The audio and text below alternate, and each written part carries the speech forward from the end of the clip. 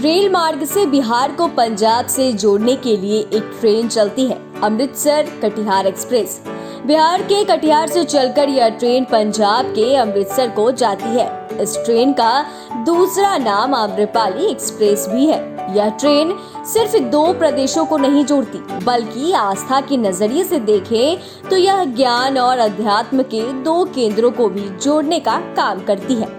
अमृतसर, जहां सिख धर्म के ज्ञान का बीज पनपा, और बिहार का कटिहार, जहां संस्कृत विद्वान कालिदास को ज्ञान प्राप्त हुआ था।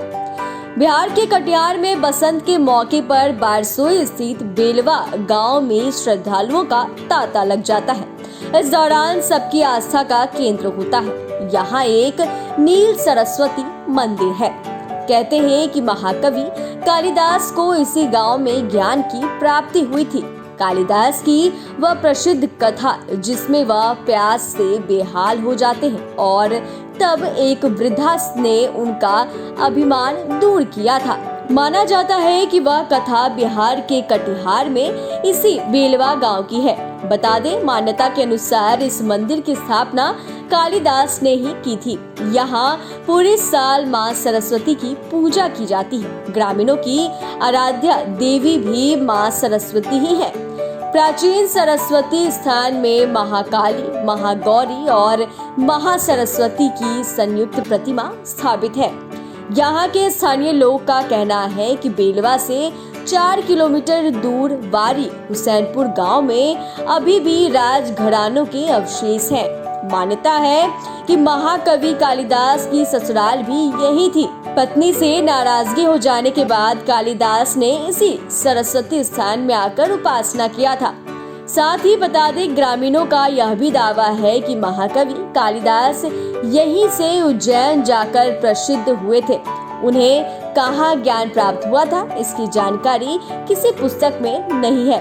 बांग्ला साहित्यकार बंकू बिहारी मंडल की कृति ओचैना शक्तिपीठ बेलवा व कालिदास उपाख्यान नामक पुस्तक में इस मंदिर का उल्लेख किया गया है। आपको बता दें कि यहाँ सदियों पुरानी चमकीले पत्थर वाली नील सरस्वती की प्रतिमा स्थापित थी। साल 1989 में प्रतिमा चोरी हो गई, लेकिन इससे ग्रामीणों की आस्था बिल्कुल भी कम नहीं हुई है। मां सरस्वती की स्थायी प्रतिमा स्थापित कर ग्रामीण साल भर यहाँ पूजा करते हैं। सरस्वती पूजा के दिन यहाँ मेले का भी खूब धूमधाम से आयोजन होता है।